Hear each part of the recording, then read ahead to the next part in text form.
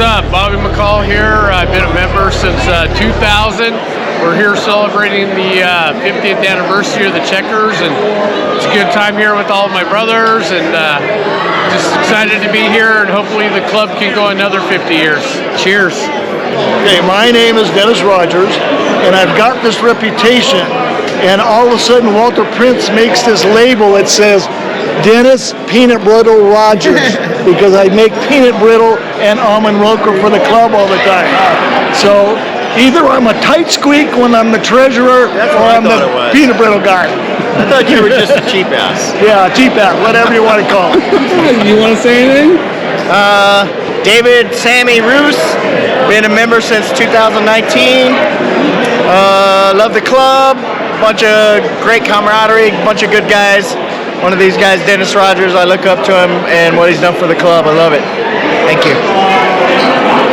We just always look out for each other and wonder why Dennis joined the Checkers Off-Road Club, because he races motorcycles. Oh, by the way, my team name was Viejo Loco Chingon, which means old crazy badass in Spanish. Yeah, and he is. You guys are. He is, yeah. A great evening. Can't believe we've made it 50 years doing this, and many, many more for all these wonderful off-road racers, and the history that's in the room. About how the Checkers eat their dead. You know, and I hadn't seen him since Russ Buto passed away, God rest his soul, and apparently his wife wouldn't let us eat him. But Lonnie Hawkins started that, the Hawk, as we called him. Lonnie the Hawk Hawkins, he started that, and we all had, after Hal Harris passed away, and we had shirts and hats that said Checkers eat their dead. So that's my story. Kevin Davis, I was committed in 1992.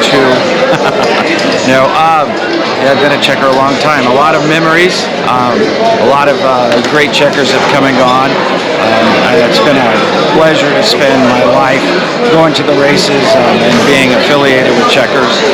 It's a great group of guys. And, we're getting old. By the time you look around here, everybody's gray-headed.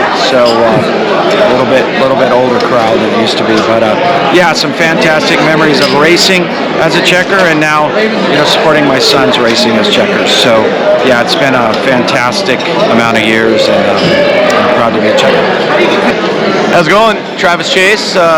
Been with the Checkers since 2016. Yeah, dude, we've had a lot of freaking crazy stories with the Checkers. One of the most recent ones is I went down to take a pit down in San Felipe, and they ended up stealing half the shit out of my truck and freaking stole my Checkers jacket. So if I ever find that motherfucker, I'm gonna stab him. But anyways, no. Checkers have been back. They have your back no matter what. You get in a freaking bar fight, there are 4 other dudes jumping over the top of the guy to beat the guy's ass too. So thank you, Checkers, for everything you guys have done for us.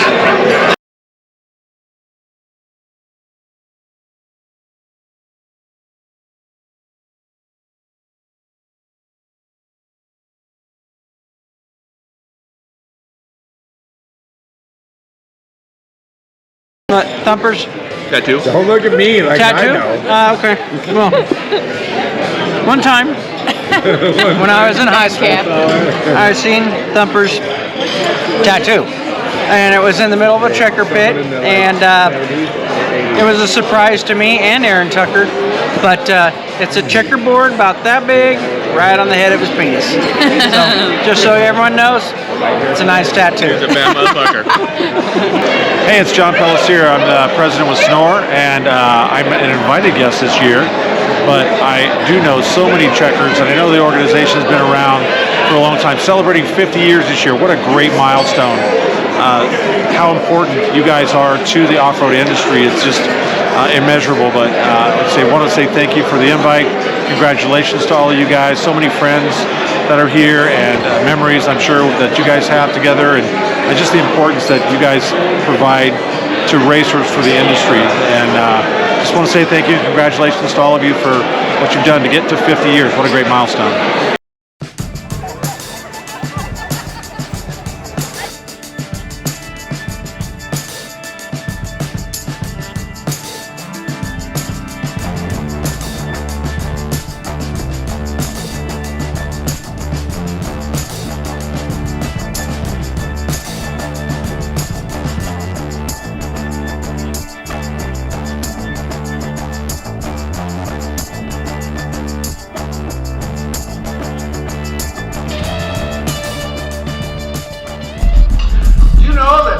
this fine specimen of race driver started off as a field goal kicker. Doesn't he look like a field goal kicker to you? If you want to hold on to an image for that a long time, he was a field goal kicker. He found himself at Georgetown. Then he got onto a different team because he's you look at Brendan, picture him on the basketball team at Georgetown. The basketball team used him very judiciously. Brendan was a guy who didn't get an awful lot of clock time during March Madness. I think he logged 1 minute and 15 seconds is what I think I read. But he was probably more responsible for one man's ascent to the Hall of Fame than anybody else, and that was Allen Iverson's, because Brendan's job was during practice at school, he was supposed to guard Allen Iverson and keep him from doing stuff, and he did. He made Iverson better, and now he's got 2 Big East championship rings to show for it. So I think we're talking to a guy who knows how to win everything. Mr. Gaughan, Brendan Gaughan, please come to the stage and share your time with us tonight.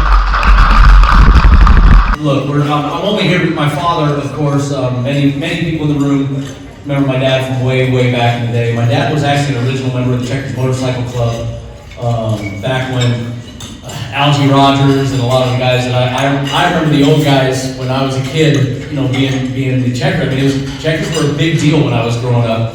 Matter of fact, I'm sitting with Walter's family, and I was laughing. That candy cane car, man. I remember Walter stopping and giving me a candy cane when I was a kid when you were racing. I mean, if you've been out in the desert, you know he would stop and give you a candy cane if you were a kid. But the Checkers are important to my father. He loves this club more than you guys really understand. He doesn't get to go out to races much that often anymore. One, because he doesn't care about me at all, but my son is racing, so he might be back out in the desert soon because his grandson is racing. Some of you might have been racing my nephew Jake recently. My nephew was racing in Snore and Best in the Desert a couple times, and I think we've lost my nephew Jake though. He had an accident at, what race was it, Robbie? The Battle of Prim last year, and he ended up getting a stress fracture in his back. And amazingly enough, it didn't matter how many things I broke or hurt. My dad never said, don't get back in a race car. But my nephew gets hurt, his grandson, he's like, yeah, I don't think he wants to race anymore. I'm not taking it personal. I don't think he meant it against me, but he did send me to live with a family in Mexico when I was 11 years old. That's a long story. No, he's very upset that he could not make it tonight. Mike and the whole crew from Checkers, he is in Ireland. He built a house there a few years ago, and I keep trying to tell him to spend his money and not leave it to me and he's doing a very poor job of it, thank God. But I very much appreciate that he loves having you guys, he loves having Checkers around, and it was neat when Mike asked if he could do the 50th. I know most of you guys are Southern California group, but I know coming to Vegas probably for a banquet isn't always the easiest thing to do for many. But at the South Point, as everybody knows, man, we're about racers, we're about off-road racing, we're about, NASCAR. It was a phase of my life that I'm glad is over. But this is a big deal to us. And of course, we had the Snore banquet here, a week ago, last weekend. We have the off-road, of course, the Off-Road Hall of Fame banquet is always here every September, October. This room is filled with people that have a lot of special memories, race something that is very near and dear to my family's heart, and we just appreciate you guys coming and being here. And my father would, he wanted me to send his condolences, at least to not be here. He said he got stuck with me, and he apologized for that because his speeches are much shorter. But I promised Mom I would not be up for too long because nobody really wants to hear about me. Because the only thing I've done recently with Checkers, when I drove for Walker, I pulled into a Checkers pit one day in a Class 7 Dodge Dakota pickup for a flat tire. And as I pulled in, they go, "You're not a Checker." I go, "I'm Brendan Gaughan." They're like, "Oh, Michael's kidding. We don't have a tire for that." Man, probably didn't think about that one. And then the only thing I've done with Checkers recently, anybody knows the bike guy that we hit pre-run in Mexico a couple years ago? Tell him I'm really sorry still. We carried him out. Anybody know who he is? Of course, we're pre-running. And down in Mexico right now, everybody knows pre-running in Mexico, if you race Mexico, is a little different than nowadays. You find it's VCP to VCP. So you're looking for alternate lines everywhere. You're going off on alternate courses, and You're looking at things, and we were about 5 miles off the race course. We were on a totally alternate line in a sand wash near Iridia, and heading down the wash, and I told my co-rider Mike Montez, I said, I think that road's gonna be faster. So we're timing it, turn around, going back, we go to turn around, and wham! This bike guy was right over the hood of my pre-runner. I go, oh my God, what in the hell? And we stop, we help the guy get up, and he's limping, he just got hit by a car, you know what I mean? He's getting up, and the first thing I notice, he's got a checker sticker on the side, and I go, oh, I'm gonna get my ass kicked. And we help get the guy up, and I'm like, what are you doing out here? He goes, this isn't the course? I'm like, no, you're like 5 miles off the course, it's over there. He's like, oh, I saw your dust, I followed your dust. I'm like, oh. So we helped get him up, and we helped tow him back to the bar at Santa Tomas. What's the name of that restaurant? The little steakhouse up there. Which one? Acambaro. Palomar. No, not Palomar. It's the one right at Santa Tomas. No, Acambaro. Right at Manadero, when you come right before you turn back into the dirt. Acambaro. Acambaro. That's it. Acambaro. And we took him up to Acambaro and got him right out of there. And I've never towed a bike, by the way. For those of you that have not ever towed a motorcycle behind a car, I really don't suggest doing it. It might be one of the most frightening things I've ever done in a race car, towing a guy on a bike. You tie a tow strap to his handlebar, and then he just hung on. I thought that was one of the dumbest, it was one of the dumbest things I've ever done in my life. I've done a lot of stupid stuff. So that was really impressive. And of course it had checker written all over it. So I was like, all right, I like this. But no, guys, thank you. My father's very, very apologetic he cannot be here. Honored to be here with you guys. Thank you for having your 50th anniversary here. Everybody knows if you've ever seen the old checker sticker, whether it's at Barbary Coast, South Point, Sun Coast, Gold Coast, my dad has always tried to be, at least stay as close as he can to the checkers. And we appreciate it, especially when it comes to a fight, because we know nobody's going to kick the checkers butt. So thank you guys for being here with us. Thank you. 50 years of conquering the desert, pushing the limits of our machines and frankly limits of ourselves, which is what happens in the desert. But you know what? You forge friendships that are just as durable as the machines we love. Club stories really woven threads of passion and perseverance. Desert racing does that. You learn perseverance. It becomes part of it. But it's also about the triumph of overcoming obstacles, both on the course and in life. You guys have stuck to it. You remain checkers throughout the highs and the lows. That's what I'm really trying to say. And you don't do that alone. You do that together. That's Bob's message. And you guys do it better than most folks I've ever seen, most organizations I've ever seen. So in the 5 decades that you guys have been around, you know what? We have seen changes in technologies, changes in our sport that have transformed things completely from what it was when we started. We've seen our off-road community go from a little group of us to now it's a global family. Off-road racing is global. Checkers got started early. Here's where we're here. Tonight, we celebrate the legacies. We're here to acknowledge the individuals that have been the driving force behind Checkers off-road racing. And this is for the pioneers who got the initial trails going, to the current leaders who are steering us into the future as best they can. You know, each of you plays a vital role, you do, in making the club what it is today.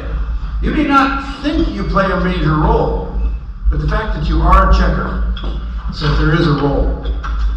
Think of the fun you see others having. You might be missing out. Every member, past and present, has contributed to this very rich tapestry of checker history.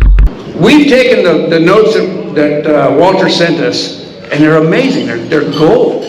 And each of these guys is going to take a little excerpt and share them with you, because I'm telling you, if you're an old checker, you're going to grin like crazy because you know exactly what Walter's meaning. And if you're a new checker, you're going to cock your head to the side and say, what's a stuck stub? Can't replace Walter in reading this, but he wrote a section called The Old Days. The old days, we had no radios, we had no GPSs. We had little 4x4 pieces of paper called a stuck stub and a 3-inch pencil that Score bought from a bankrupt miniature golf place. If you broke or got stuck, you would write your problem and your location on it, and you'd stand in the middle of the race course hoping the next sorry son of a bitch would pick it up and take it to the next checkpoint. If your rescue came, it was your chase truck that somehow got their hands on the stuck stub, and if they could decipher your poor writing, your location, they would come get you. Otherwise, you were on your own with a lot of walking ahead. Contingency was Christmas Eve every day. Plenty of free spark plugs, tires, fan belts, cases of oil, and additives. Fuel stops on the highway. Where would chase trucks be able to get gas? Course markings. Ribbons would disappear, taken for hair ribbons or eaten by cows. Booby traps, logs, mud puddles, fallen trees across the trail everywhere. Locals and competitors would move arrows, would move ribbons. This should still be done today. We filled 1-gallon plastic milk bottles with oil and duct taped them to the rear cage so that anyone who nerfed us got a face full of motor oil. Kids in contingency shouting, "Steakers, steakers." That still happens today. That's a legacy that carries on, thank God. And then he had things that he missed. And he broke this up in sections, as Walter would do. Pre-running. Roadside cafes for breakfast consisting of scrambled eggs, chorizo, a side of beans, homemade tortillas, and that awful powdered coffee, usually Folgers Instant. This tells how old he is. $3 lobster and a bottle of beer at San Juanico. Stopping at Steve Casani's, Dr. Checker's roadside bar on the way through Rosarito Beach. The beautiful drive through the pine forest, through the cactus fields on the original El Camino Real Mission Trail that runs through Frog Canyon and across Coco's Corner in the Bay of LA. Sunrises and sunsets, starry night skies, sitting around the campfire, peacefully listening to the waves lap gently on the beaches of Baja, and the occasional random sound click of someone opening a pop top beer. So for you young kids, I've seen this on the news, they had a steel can and they would peel the lid off, a small teardrop to drink that beer. Things he doesn't miss pre-running: Matomi Wash, Silt, and Whoop-de-doos.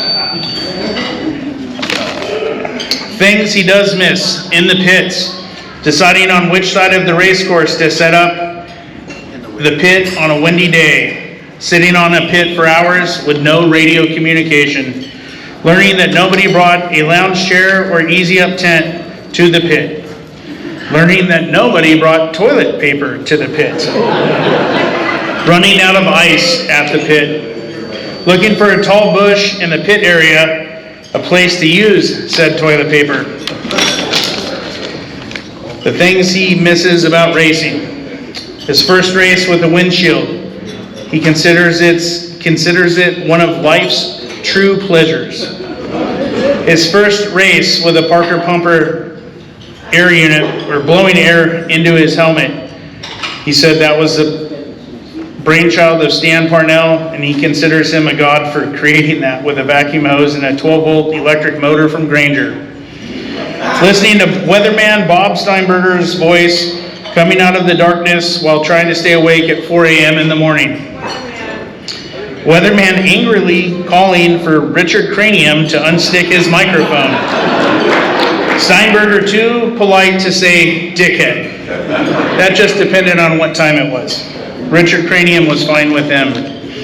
Things he does not miss about racing: stuck stubs and the little tiny pencils. Paying $20 bribes to local police officers. Radios that don't work. My first rollover on a sharp turn at Valley de Trinidad. Whoop-de-doos and silt beds, and not necessarily in that order. The time a fuel supplier got a bad batch of gasoline from a refinery and dozens of race cars were DNFs, as well as several owners who had to completely rebuild their engines, hallucinating after 5 or 6 hours behind the wheel. Listening to weatherman call a code red. driving across the finish line in reverse gear, pulling off the course in the middle of a race to get 2 bottles of beer at Mike's Sky Ranch. I don't know why he would miss that. Getting the race car washed in Ensenada, a block away from the finish line. Clam bakes at Tony Tellier's. Sitting with Bob Ham, full-time reserve table facing the Sea of Cortez at the now defunct Club Miramar in San Felipe. Impound areas for all race vehicles, except that one year the Ensenada riverbed flooded and the race was delayed for 24 hours, which has happened to us in our 5-8 years ago. So that was the old days with Walter. Those are all real things that happened. I mean, I know we have 2 generations or maybe more here in the room of what we experienced when we went to the desert. The desert's the same, but the experience is not. And I don't know what made us do that. I don't know what made us come back. That's a lie. I do. It was fun. That's what keeps us going. It's all about fun. And they knew how to do it in the 60s, and they know how to do it in the 2024. You guys are going to find out. So I'm glad that somebody's bringing the heritage back at Walter. Man. Well, we had another speaker that was supposed to be here is a very good checker, Bob Ham. I don't know if you guys know him, but Hamon was scheduled to do some work with Ormhoff here for us tonight, but he is not going to get out of Oceanside this week. He's had some medical issues. So what we have is somebody even better. How's that? Joining us from the Off-Road Motorsports Hall of Fame tonight is Jen Hellstrom. And she's the event manager, which is a terribly low-end title for a person who does such excellent work. She is the one that creates the Off-Road Motorsports Hall of Fame induction ceremony. She produces it. It isn't that she just works the event. She figures it out. She's got an Excel spreadsheet, it's about 20 miles wide, and she sends it to me often. And I'm supposed to learn it. So Jen Hellstrom is on my list of the great people that I love working with. So let's let her hear from Jen. She's got some things to say. Be kind to her. She doesn't do this very often. So let's welcome her. Come on. Thank you, everybody. It's an honor to be here to represent the Off-Road Motorsports Hall of Fame and to also be here in honor of Bob Ham, who unfortunately couldn't make it. Don't worry, I've got a short speech that I didn't write. Barbara Rainey did, for those of you who know Barbara. Hall of Fame Heritage designation is a recognition given to clubs, organizations, and events with 50 years or more of history in off-road, representing the very foundation of our sport. The members of the Checkers off-road racing team represent the camaraderie and spirit of the West that make off-road great. The Off-Road Motorsports Hall of Fame is proud to honor the Checkers off-road racing team. Well, I accept this on behalf of you guys with this said plaque. I believe for the last 5 or 6 years I've been able to attend the Off-Road Hall of Fame, and I want to encourage you guys to go do the same thing. We have, Bob and I were counting today, probably 8 to 10 checkers that are in the Hall of Fame, and it's very imperative if we want to keep racing that we go and support the Hall of Fame. There's a lot of people that are acknowledged there that we do not know about, and one of them being Bob Ham. You had some words about Bob. He's the guy that they would hire to keep our lands open and would lobby and petition and write bills and laws to keep that going. So the Off-Road Hall of Fame does a lot of stuff to try to keep that all happening for us. So again, on behalf of you guys for making this to 50 years, I accept that for the Off-Road Hall of Fame. You know what he said about the Hall of Fame is its whole purpose really is to document and hang on to our history. To talk about the history, the stories of how this came about. The wins, the losses, the good stuff, the bad stuff. Thing is this, Ed Perlman started that Hall of Fame early on, 1977, 78, and he put people in it. He just picked them. You're in. Well, he had to finally put it into a cardboard box because it just he wasn't getting out of it what he wanted. He was already retired and stuff like that. It went into a box. Rod Hall was given the box in about 1995. Thing is, from the time when Ed Perlman put that box in the closet to the time that Rod picked it up and said, we got to bring this Hall of Fame back to life, about 25 years had passed. That's 25 years of amazing accomplishments by amazing people. You have a connection to some of those people, everybody in this room. I'm going to put it in some terms that may be a little maudlin for you, but it's straight out, straight talk. When you go through the effects of the checker that's gone now, don't hit the dumpster. That's gold. That's our history.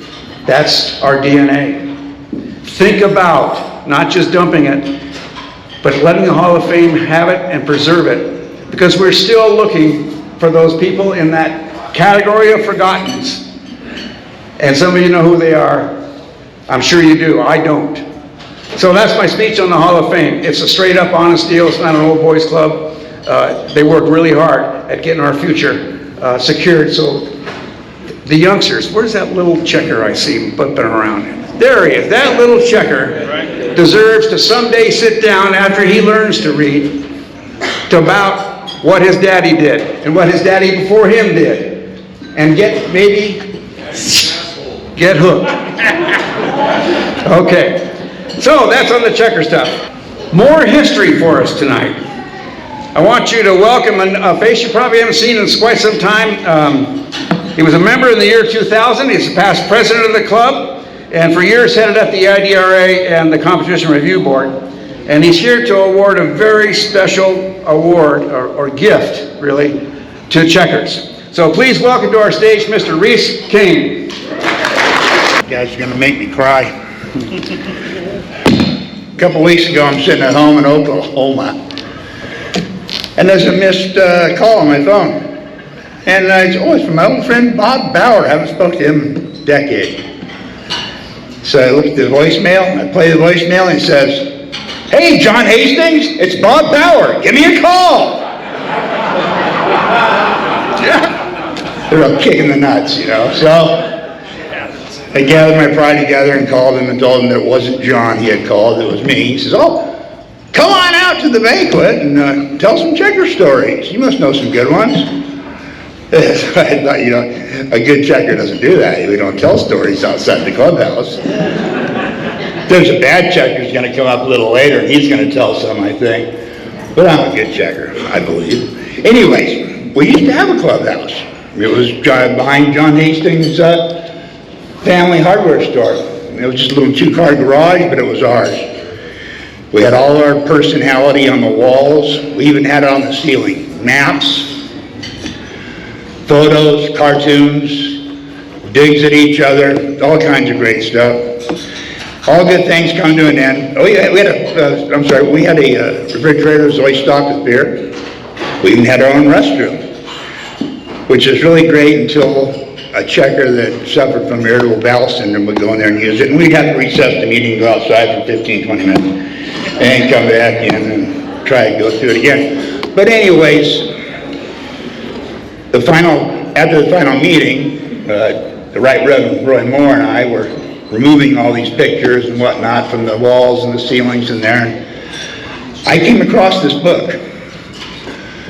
The club was founded in 74, but 2 years later in 76, they decided, better make this legal. And so in here, we have the original application to the state of California to become a corporation. It's signed by Gary Leupold, Al Rogers, and then later inside here, you'll actually have the response from the state of California, Mark Fong Yu, Secretary of State, seal and all, that we are in fact a registered corporation.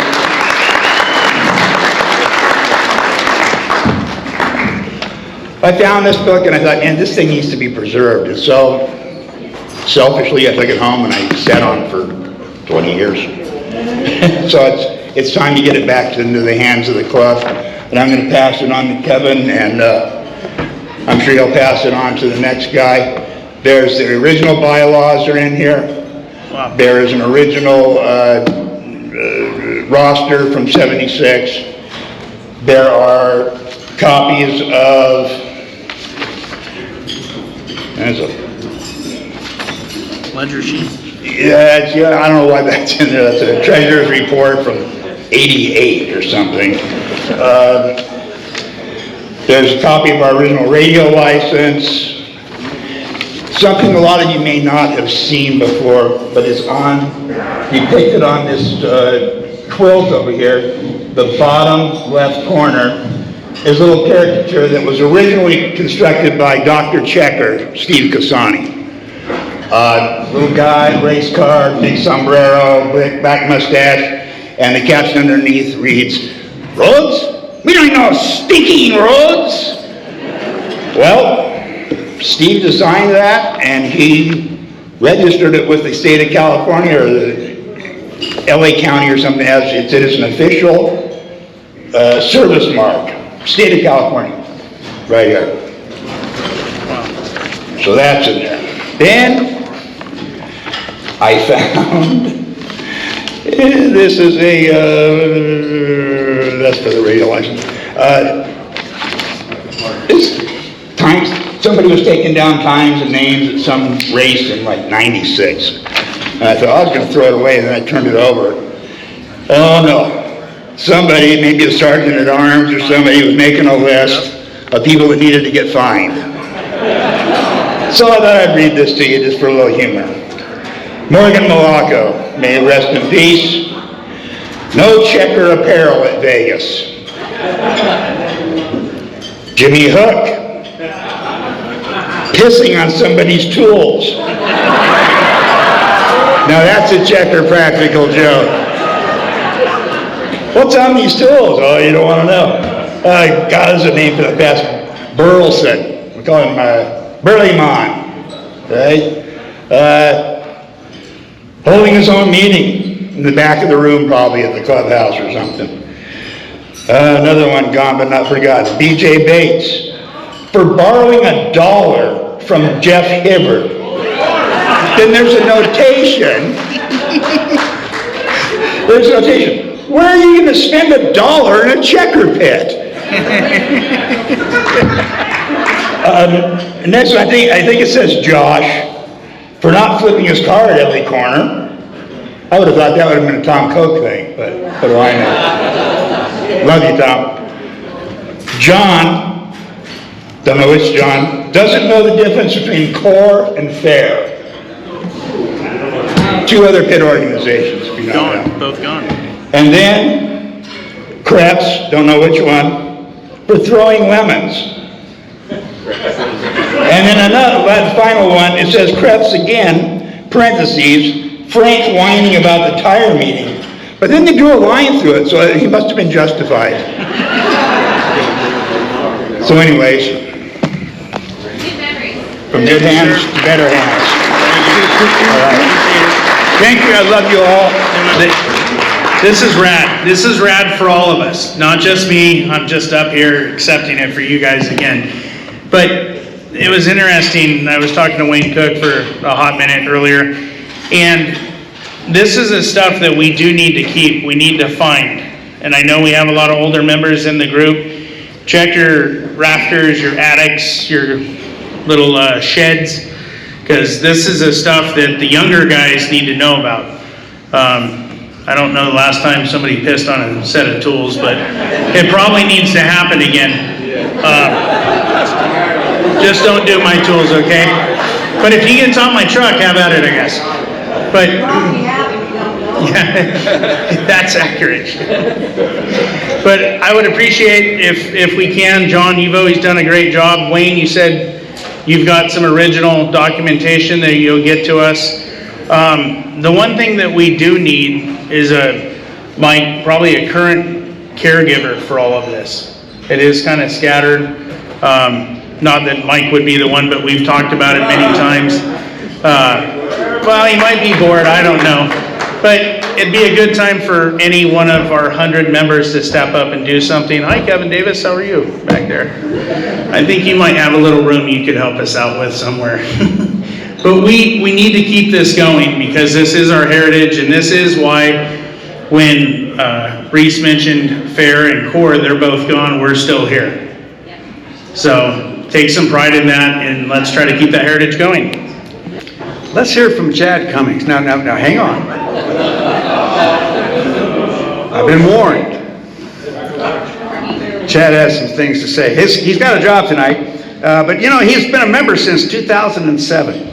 3-time past president. He was president in 20, 21, and 22. 4 consecutive years. That's unbelievable. A Class 12 champion at Snort. 4 years running. That's awesome.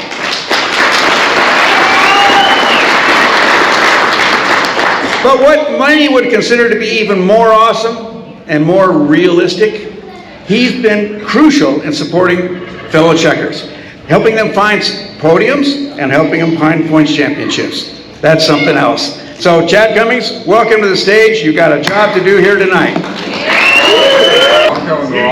You're going backwards? It's a dial. How'd you do that? They told me to go this way at the pre-run, so. Anyways, I'm very proud to be part of this club. If you guys don't know that by now, you better ask somebody.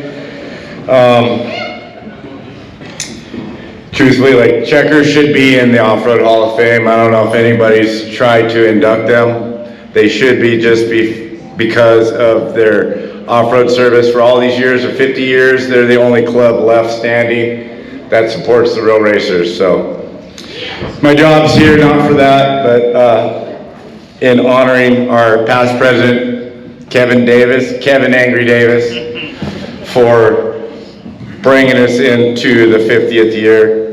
I mean, I vowed 3 years ago, or whatever it was, 4 years ago, to not let checkers die. And then when I was kind of busy with life, Kevin stepped up and took the job as president, and he's led us into a great year. So, congrats to Kevin. Thank you for bringing us to the 50th year. I'm proud to be part of this club, and I know he is too. Thanks, Bill.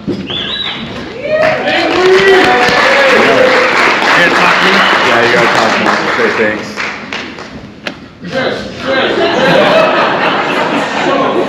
I'm doing way more talking than I anticipated tonight. As Chad said, there's a group of us. There's not just me by any means. This club was built on the backs of many to make it all happen. We just didn't want to let the legacy die. I've talked about it last year in my acceptance speech that I wanted to see an increase in participation with the club, and we accomplished some of that. I know life gets in the way and things happen, but we got us to 50 years with a group of strong people behind it, pushing, a lot of regulars at the meetings and some special guys that showed up on occasion, but we have 50 more to go. So with that being said, the young members need to pull up their pants and get with it. This isn't going to be done by all the older guys pulling us along. It's going to be us pulling them along. So with that being said, I'm glad that we got here. You know, there's, what's the saying, there's no I in team, but there's me. That doesn't apply here. We are a team. We fight together. I bitch about it every meeting. I don't understand how guys don't want to run with the checkers if they're checkers, because you add 50 guys to your pit crew. You add 50 guys to your fight crew. As Brandon said, like, it's kind of a no-brainer. So I enjoy seeing the next 50 years with more additional checker pride as we have here tonight. Thank you. 50 years, for Pete's sakes. You know, I just can't believe it. I do believe it. But I hope you understand how special that is. That really is. What does any of us know that's lasted 50 years, aside from fellow humans? Yeah? The humans aren't a part of it. So hey, let's, the yonder table? The yonder table has stuff. Yonder bin has tickets. We're going to marry the two. You're going to win some stuff. We're going to pull some tickets in that other order. Are you ready? Raffle time.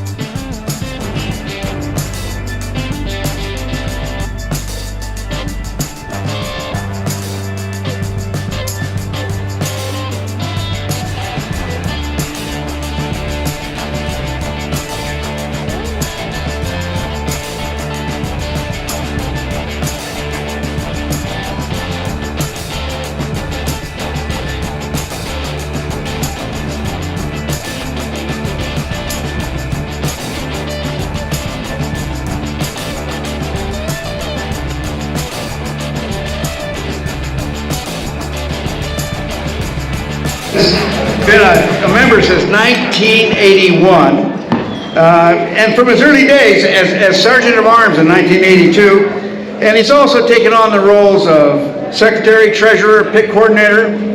I'll tell you what, John's commitment is pretty solid.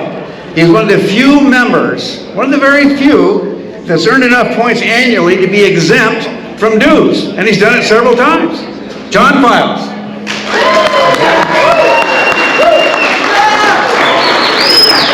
Thank you, guys. I got the more serious part of this banquet because I read off the names of the people that haven't been able to make it this meeting anymore. And, sir, you're not on the list yet, Lou. You're real close to it, but you're not on it yet. Anyway, I pretty much got a list of almost everybody that I know of that has passed away since the club started. And I have 86 members on it now. And I'm not going to read off all the names. We lost 5 in 2023. I'm just going to say a little bit about each one of them.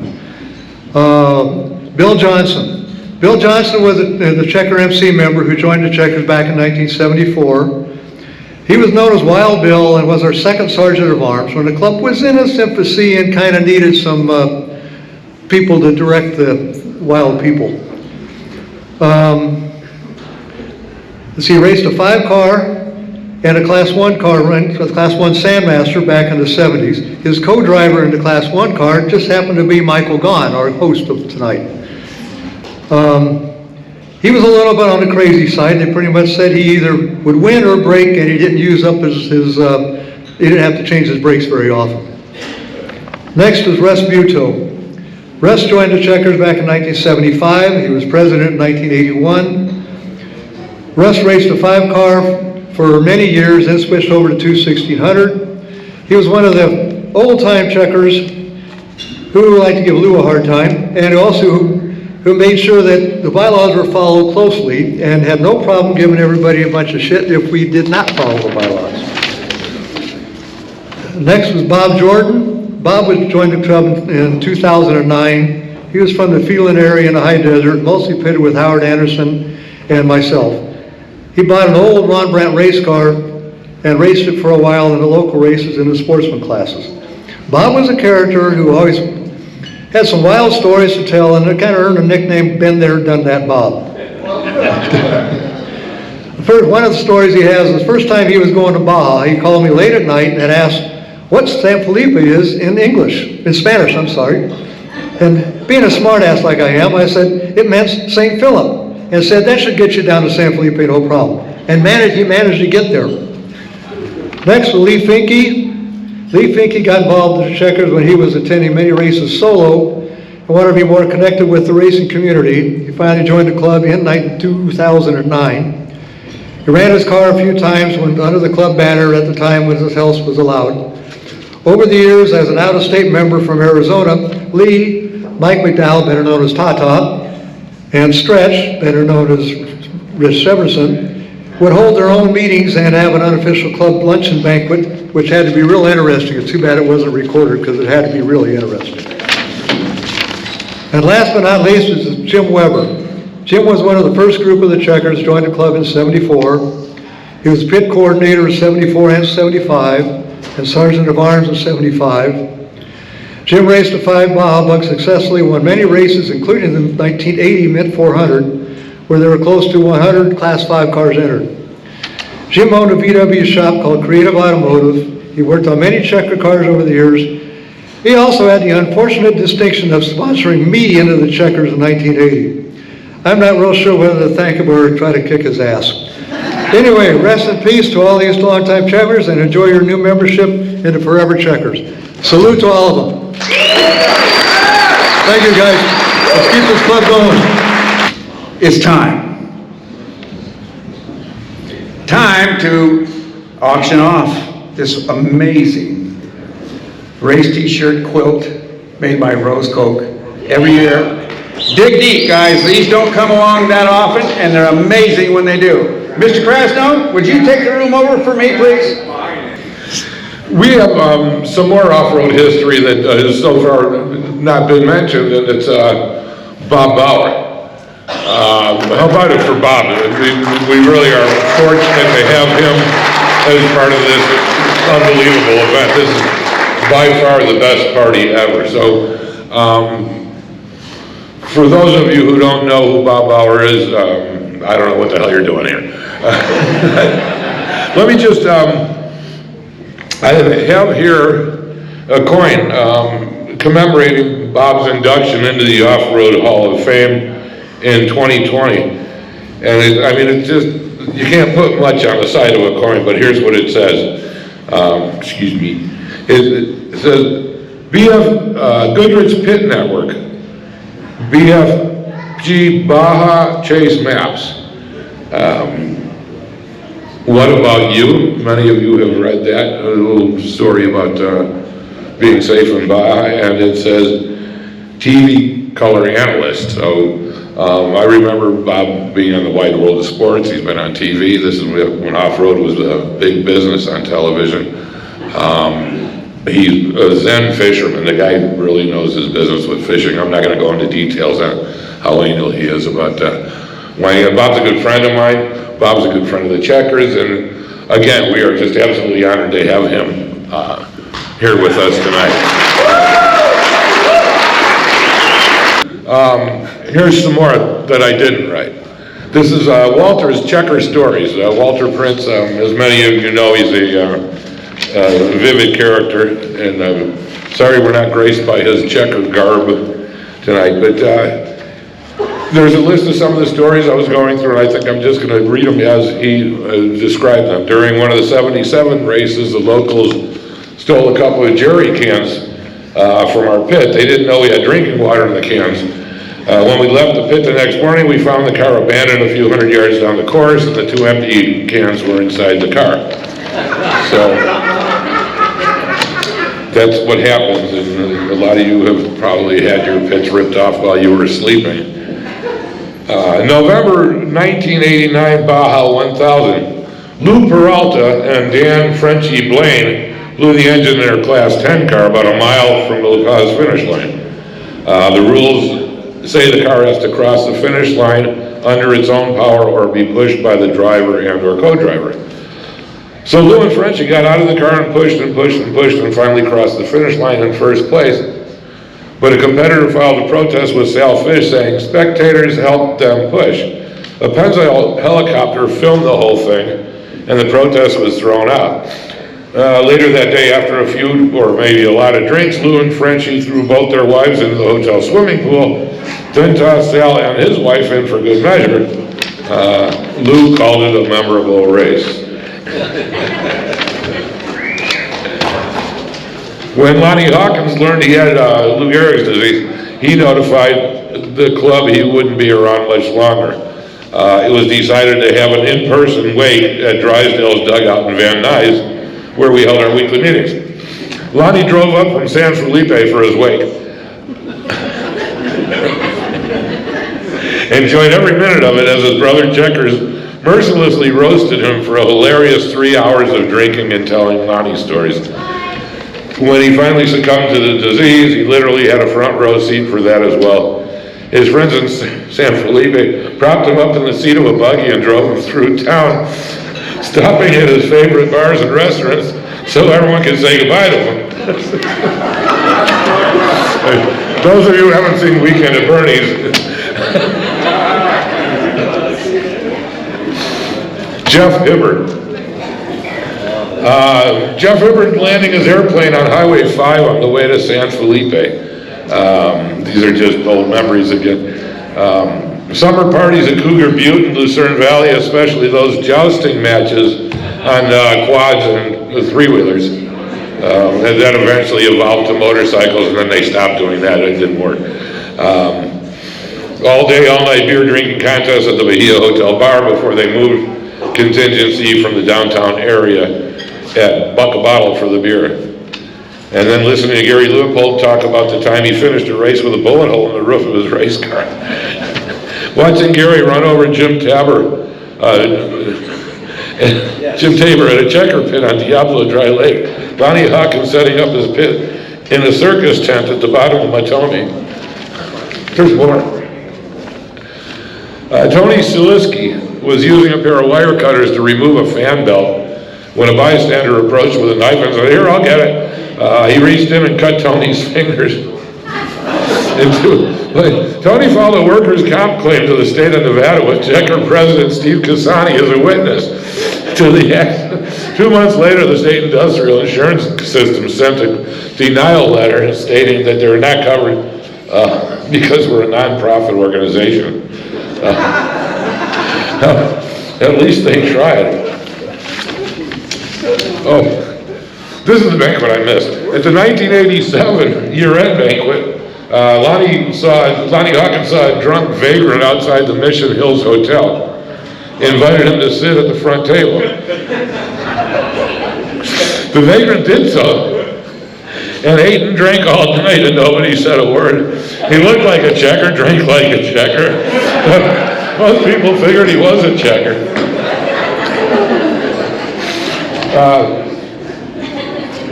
In the early 1990s, Lou Peralta got a pie in the face from Uncle Max Norris on Lou's 50th birthday. Do you remember that, Lou? I can't remember yet. What was I talking about again? These are excerpts from the Checker Minute, recorded by club secretaries over the years. This is before we knew that Reese had this stuff. And where's Jim? We finally found those papers. The rest of the incorporation documents, we told them they were lost. March 22nd, 89, Russ Biswell wrote an open letter to the Checkers complaining they are not what they used to be, as the feeling of teamwork, camaraderie, the brotherhood are fading. The club is now divided into racers and pitters, but needs to be a single team. That was the first of a string of similar letters from members and officers over the years. These scolding from our own group are a wake-up call that the club is drifting and needs to get back on course. That's 1989, and we're still saying, you guys are the young guys. So I'm glad to see it. It's a pleasure to come here and see people I don't know taking over this thing, because if I did know you, I forgot. Where was I? 1990, Howard Anderson kissed Sal Fish at the SCORE Awards dinner.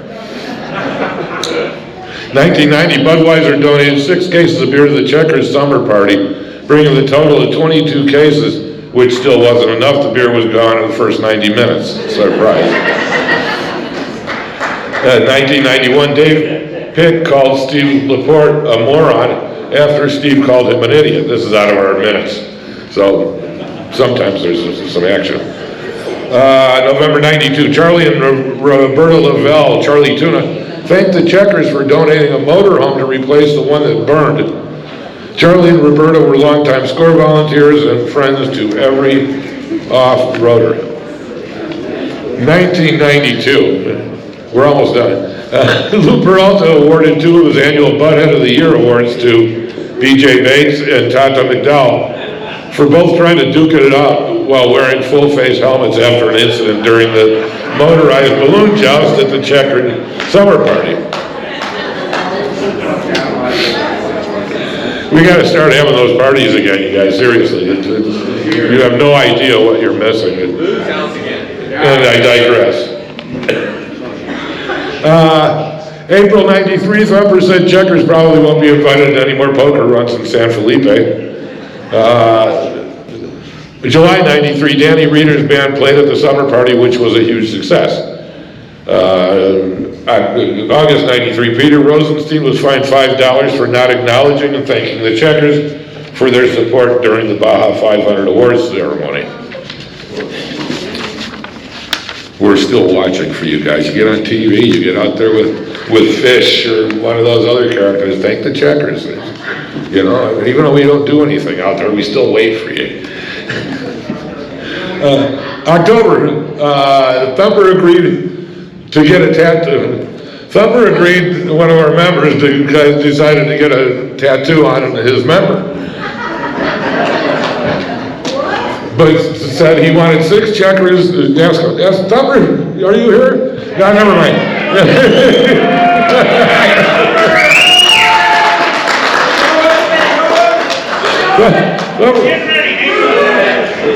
He said he wanted at least 6 Checkers to hold him down. Wait a minute, that's not my hand.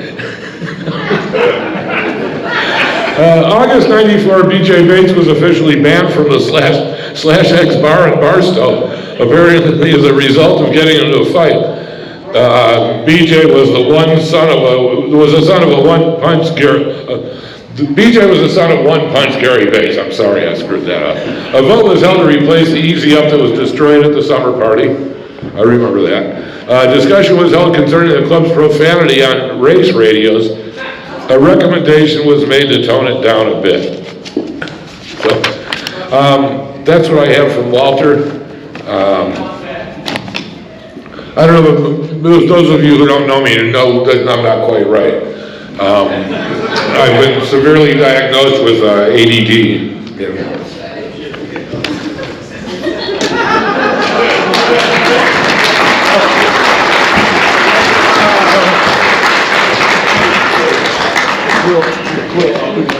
All right.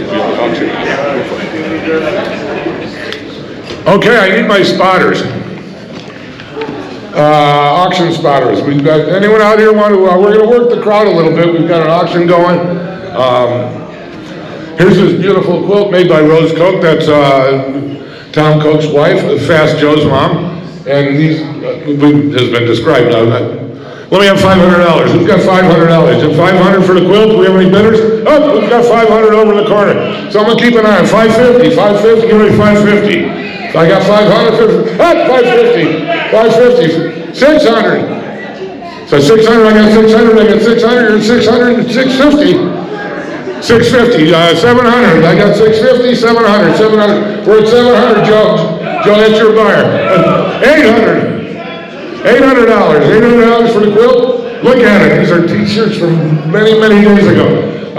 Give me 800. We're at 800. Who's got 850? 850. Thank you, Mr. Gunn. 875. 875. 875. I got 875. We've got 9. We've got 9 in the corner. 900. 9 in the corner. 950. 950. 950. Joe's working it. Give me $1,000. $1,000. I got 950. I got 950. $1,000. $1,000 in the corner, $1,000. We don't really on the internet bid, just kidding. Handmade with love. We're at $1,000. Who's got 1050? Give me 1050, 1050, 1050, $1,000, $1,000 going once, $1,000 going up, $1,200.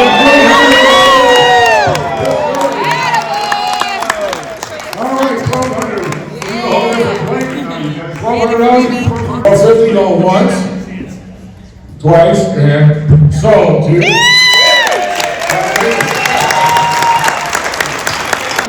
My goodness.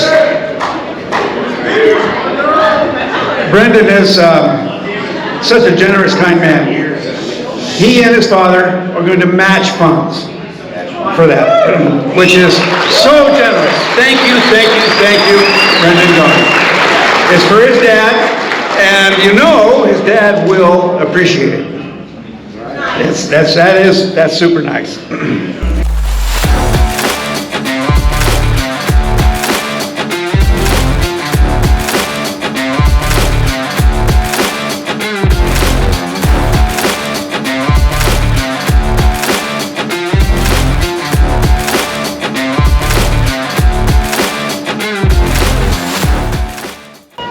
We're going to introduce to you Donald Jackson. You must know him by now because he's been in your life for a lot of time if you've ever raced Best in Desert or Legacy. He's the race director at Legacy, which was launched about 3 years ago. And you know, what do you think about, are they some of the best marked courses in the desert or what? They are. For that, we thank him. Aside from that, a very organized race. He's here to spread some love and some good luck to everybody. Please welcome to the stage, Donald Jackson.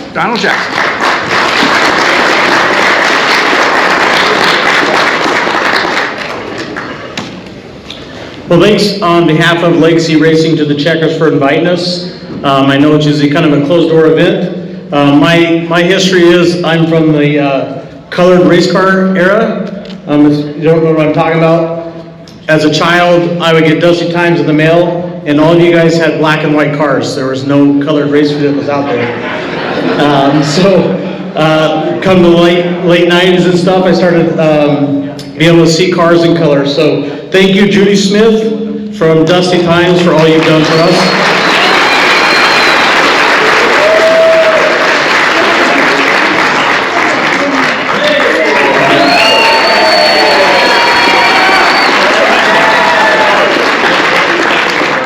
So it's true, as a child, I grew up in a small town. We did not get ESPN. The only way you found about it was races was through Dusty Times, and then later on, you know, we finally got cable TV. We upgraded, but all those years that she would come to our event, she was very polite, respectful, and getting everybody's stories. So it's been awesome to see what she's done for the sport. We launched our business 4 years ago, so we're going into our 4th season. And there's other companies here, and there's a lot of great series out there to race. One thing Legacy prides themselves on is long distance. So for 2024, we're giving you guys 2,500 miles of racing. And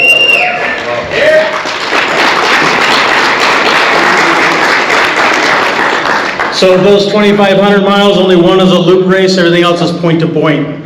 So we got the Frontier 500 coming back this year. We got the Baja 1000, a multi-day. We got the Gold Rush race. We got the Desert Showdown at the end of the year. So we got some big events coming for you. And as part of that, on behalf of Legacy Racing and for all that Checkers does for the sport, we want to raffle off a free entry for the Gold Rush event. About $2,500 entry fee.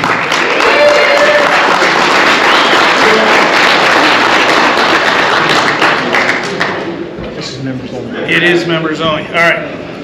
Yeah, so John Palliser from Snore, you can't win this. This is a members only, okay? So the winner, members only, for the Legacy Gold Rush race, 546067. Hot dog! 546. Yeah, Bobby McCall. That's the guy to win it right there. Fuck yeah, dude. Go racing. Great job. Thank you. Hey, Bobby. Awesome. Hold it up. Hey, Bobby, what's up, man? Johnny? As I've said before, this club doesn't run on one person at all. It runs on the backs and hearts and positions of many. Had a great front table that helped me along the way the whole time. and made all this happen. This was genuinely a team effort. When I took this position, I said that I had no agenda. I was here for the club. I wasn't racing. I wasn't taking up, trying to make the club go in any directions, but follow the bylaws and make things happen to keep everything going. So with that said, Jim Knox, I'd like to present you with an award for Club Counsel. He's our in-house lawyer.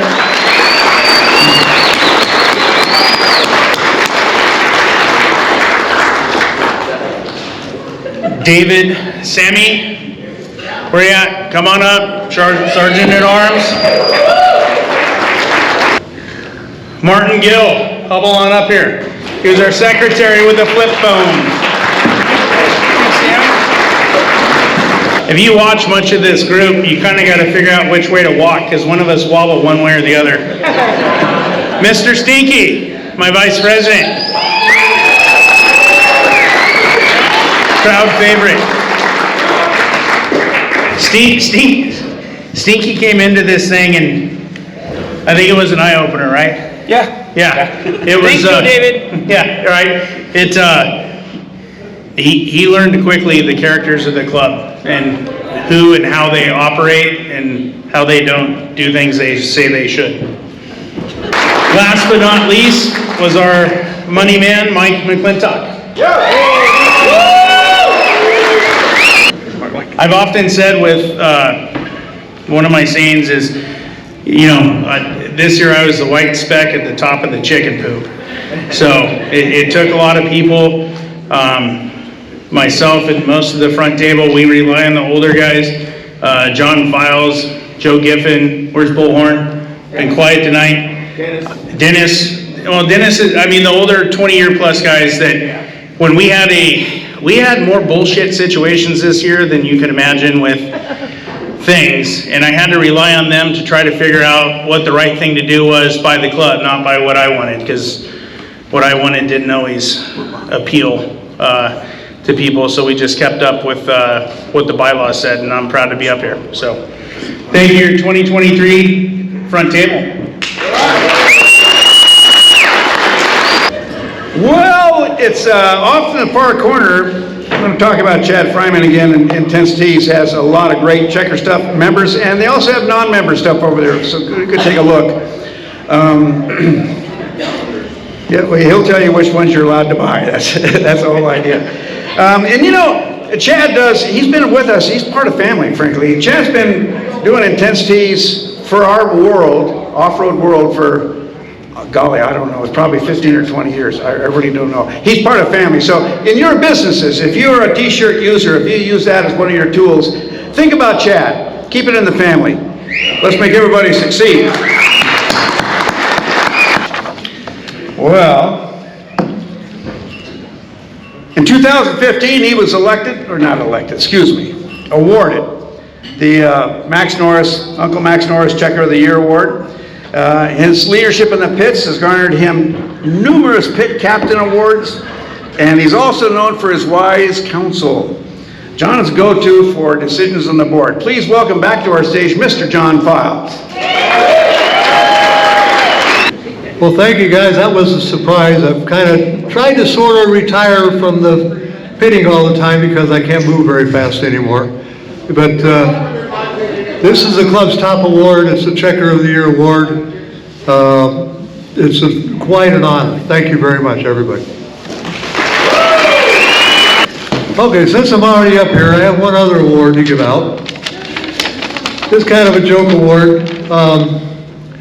It's a special award in honor of Howard Anderson, who passed away last year. He was quite a character and was known for different things in the pits. And one time, Howard, Bobby McCall, Andy Diaz, and I were pitting a race in Barstow. Greg Hawks called and said he was coming in and didn't have any brakes. Well, Howard decided he's going to stop the car. He's going to be in front of it when he stops it. Well, of course, the car didn't stop, so he jumped out of the way, grabbed the right front tire, and decided he went rolling around a couple of times before he finally let go of the damn tire, and we got the car stopped. Anyway, after that, we started calling him Howard Speed Bump Anderson. So this award is called the Howard Speed Bump Anderson Award and goes to the person who did the dumbest thing in the pits this year. I didn't have a whole lot this year, but this is the best I could come up with. This year it has 2 names. Let's see here. The first one, it was in San Felipe, where the dumb stuff was mostly done by the members' friends, but he is responsible for his buddies. His friends pulled into the middle of the pits, good and drunk in a Crown Victoria, and were just a little belligerent and about having to move the car out of the way of the race cars.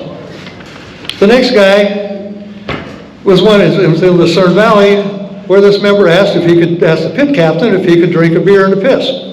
The captain said, no, go drink in the car. Then the club president, Kevin, showed up and asked him if he could drink in the pits, and then he said, no, go drink in the car.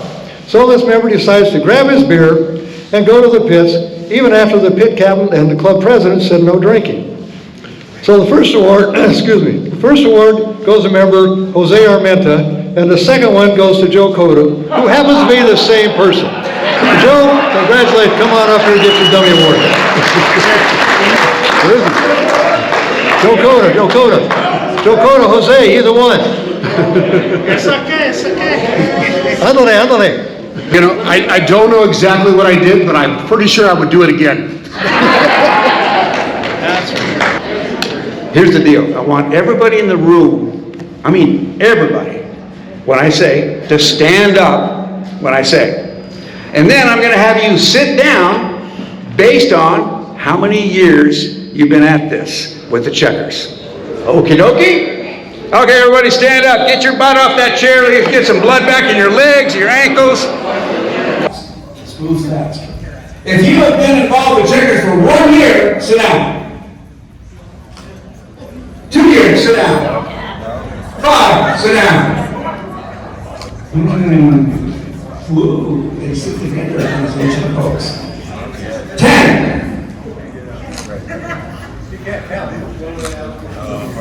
12, 14, 15, 20, 25. 29.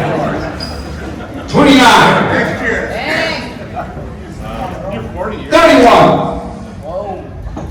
36. Boy, you're gonna. One more. Okay, 37 for Roy. He's tired of standing. 40. 42. 43. 4. 5. 6. 7. 47. And between the two of you, how many years? 50. 5 zeros, 50 years. Here is a guy who has seen checkerdom all the way through. Founding member. Yeah. Good on you, Wayne. Wayne Cook, ladies and gentlemen, a racer, a winner, a champion, and an early checker. Still a checker, too. Says a lot. He's actually a founding member. We don't get to see many founding members of checkers very often, and Wayne's definitely one. There's another individual in our room tonight that has escaped our view, but no longer, and it's somebody that's very precious to all of us. Because if you've had some success in racing, this person told everybody about it.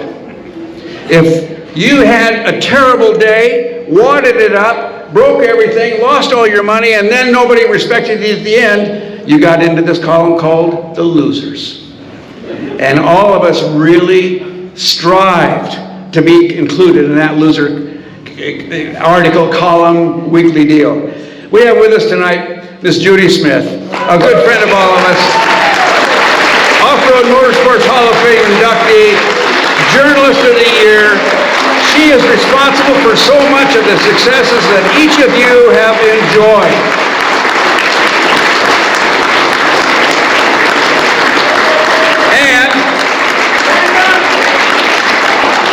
Hi, Judy. Don't tell them what you really think. Don't tell them what I really tell the checkers what you think.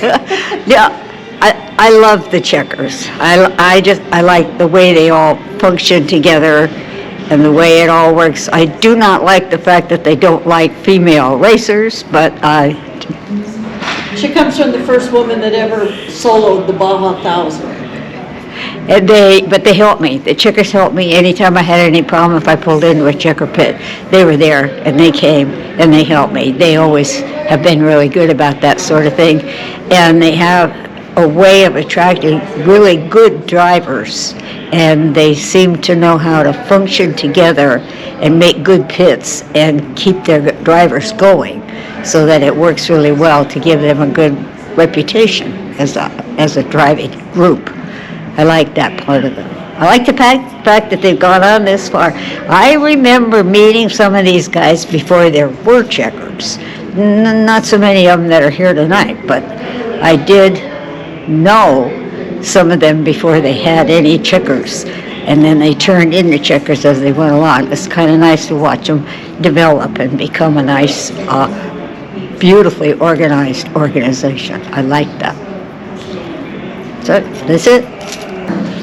So, a 34-year Snore member, president in 06 and 07, and incoming 2024 president. This is his third time for being president. It's kind of like, some checkers. He's here to see a checker win a free entry to one of the Snore races. Please welcome John Pellicer. Well, thank you, everybody. It's 2006, 7, 2017, and now this year. I just finished being vice president for a few years, and I don't know, like some of you guys, you wonder why you do what you do, but at some point we hit our head and we just keep moving, and we just have a passion for the sport, and like you guys, I do as well.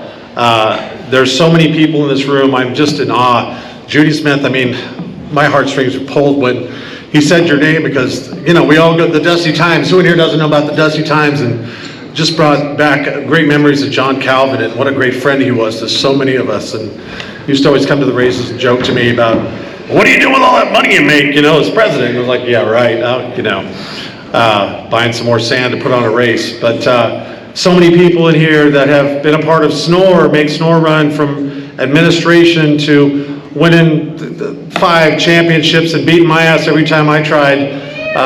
Multi-time champions at 1600, all these guys, my gosh, sponsors, Joe David and Tom Koch, Sierra Recycling, sponsoring Snore races. Thank you so much. Brendan, for being our series sponsor and giving us our home to have a place to be and have these great events. We were here last weekend, and what a first-class event that they put on for us, and we're so thankful for that. And all of you people that do what you do for the industry, raced with so many people I've raced with, Steve Cossey, Big Bob, Ken Tappert, all you guys that have given me the opportunities to ride with you and make my dreams come true. Donald. Hey Donald, how you doing, buddy? Donald's a great guy. I love Donald. We met years ago. We've helped each other. When he was doing the Mint, I helped him line up cars, and he's helped us with races before, and line up, and just, can't say I'm glad to have you as a competitor. I'd rather have you as, in the team, but we're working on that. We had some good conversation and exchanged phone numbers, and maybe we can put something together to help unify what we all do and just keep the sport great for everybody. So I'm looking forward to something in the future that we're not stepping on each other, but we're working together to give you guys, not, to where you don't have to choose one or the other. We want you to have the opportunity to do both, because he does great stuff, we do great stuff. We want to be able to give everybody the opportunity to where we can maybe do something together for all of you guys. So anyways, and having the opportunity to follow you up, I'm going to raffle off not 1 but 2 races. I made a call while he was sitting there, I'm like, we got to have something better. So we got 2 races we're going to raffle off for you for next year. One being our new point-to-point, I knew we've done it before, but Prump 200 and King Shock's Battle of Prim. You guys have heard that probably. So we're going to raffle off this to a racer, preferably. It'll be a member. Not the catering staff. So Battle of Prim first. 546, stretch, 7. We're putting the team back together. We're getting the band back together. All right, next one we'll do is Prum 200. And there's a Cossey family back there around the Mint 400 with you guys, way back in the day. Good times. All right, Pahrump 200. Next up for the Pahrump 200 from Snore Racing, 546110. Member only, 546110. Travis Chase, there we go. And sincere thank you to Snore for donating these 2 entries, and we greatly appreciate it.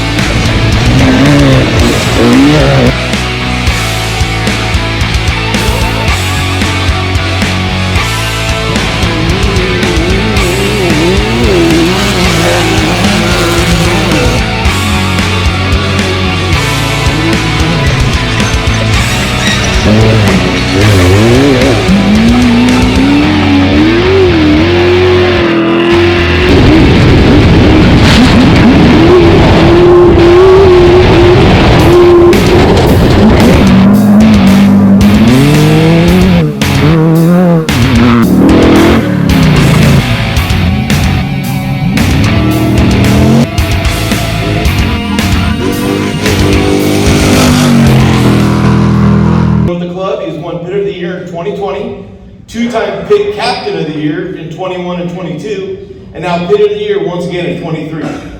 On top of all that, he took the challenge of vice president role in 23 and jumped in head first. He's always willing to help and gives 100% in everything he does. There isn't a single ounce of quit in this guy's heart, and he makes sure you have everything to get across that finish line. And as if the checker role and his day job don't keep him busy enough, he volunteers his time every Tuesday night down at Chase Motorsports and helps us stay on top of our game, whether it's working on the spec truck all the way down to organizing the chase trucks. This past Baja 1000, he spent long days and nights so we could pre-run up and down the peninsula for a couple weeks, and then stayed up 60 plus hours on race day just to support our spec truck effort and our 5 Unlimited effort, both which we finished second place.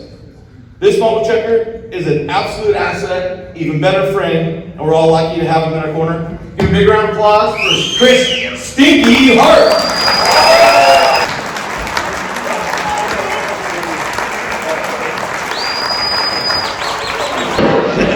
I may not be too smart, but I'm a good pitter. That's all I can say. Good evening, my name is Chris Hart. I'm also presenting an award today, and I'm fat and out of breath. I'm presenting the Future Checker in the Making Award.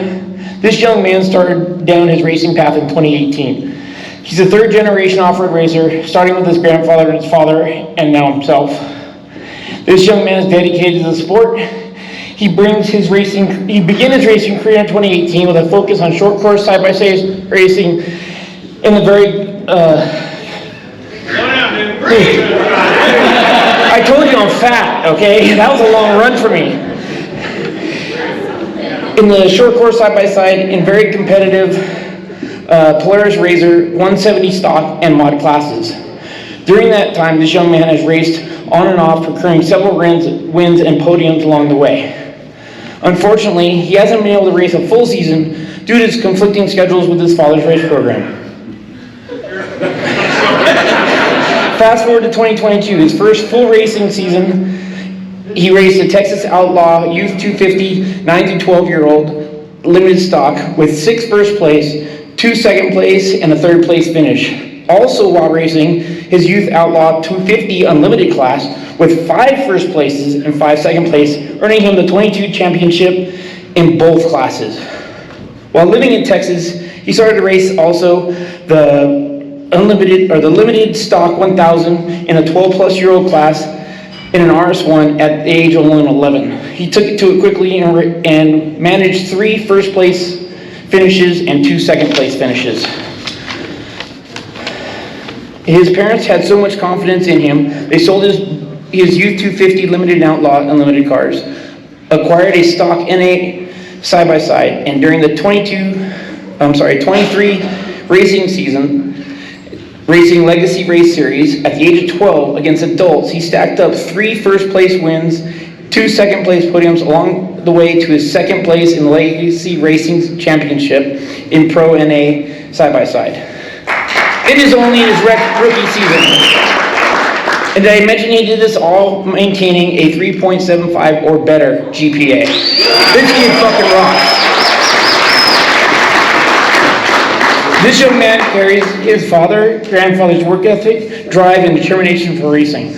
I'm honored to present this future Checker in the Making Award to Becker Chase.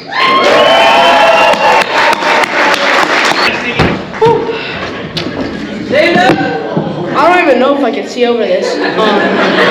So I want to thank Checkers.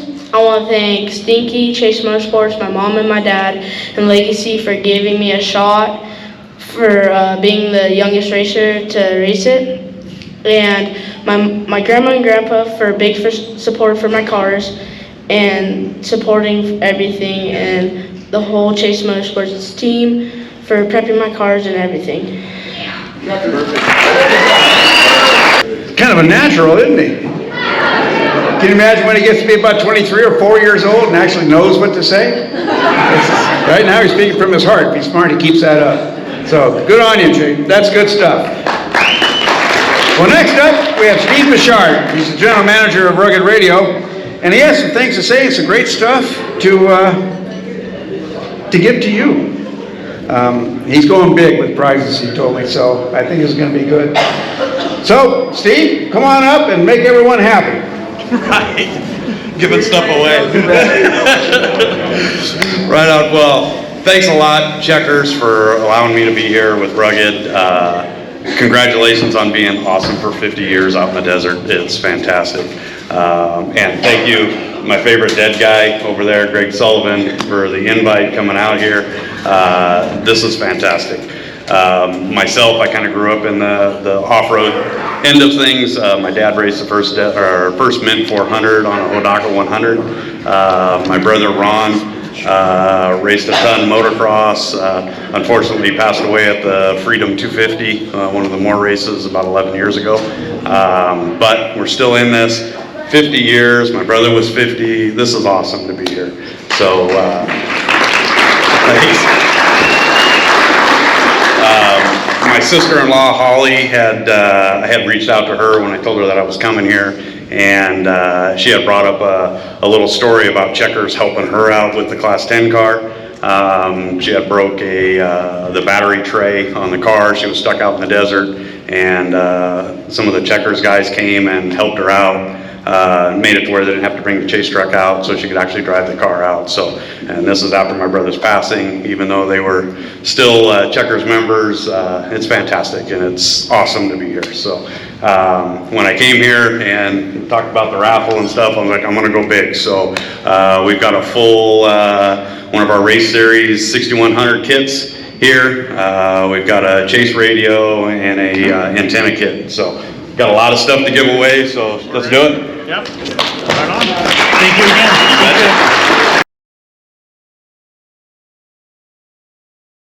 And again, if you guys need anything, Rugged's been a good helper or a good supporter of our club, so by all means reach out to them and pay back for helping us out. Next up is the 6100, our race series intercom with cables and push to top, everything ready to go. Very nice kit.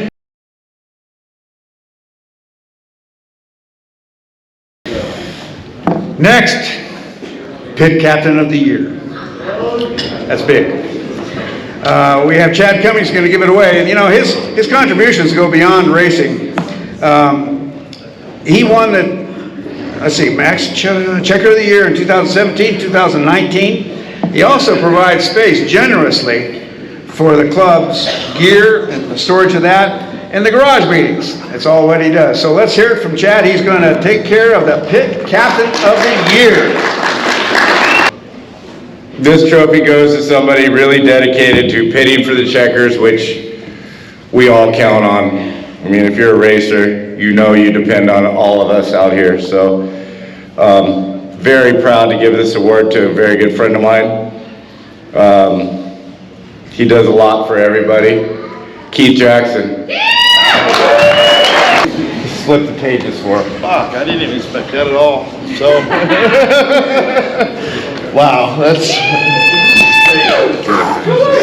I don't even know what to say. Thank you guys so much. I didn't expect this at all, but this means the world to me. I love helping out the Checkers. Love making sure every car gets around the track, make sure everybody finished well, and fucking I love the Checkers. Thank you all. Have a good night. I guess I got another award. It's my award.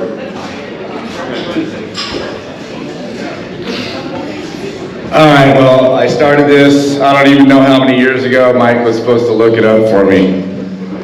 This award was dedicated to the late Dr. Checker, who used to give out some really cool awards back in the 80s. So I wanted to continue the tradition. It's not based on points, it's not anything special. It's just a Checker member who stands out, who actually shows their passion and the drive to really want to do this. And it's a really close friend of mine, which all of you are.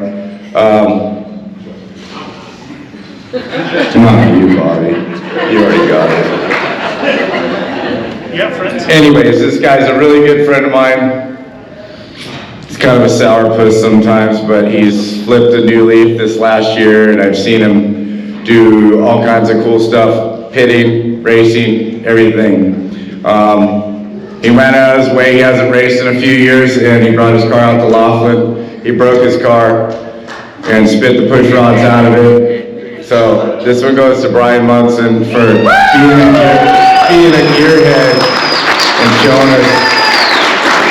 still showing the love for the sport. Come on, Brian! Sometimes he's a little sour, but you know, he had a great attitude at Laughlin, and he fixed his car and he finished day 2. Same thing I would have done. Same thing I did in 2019 to win the championship, but he just did it, so. Congrats.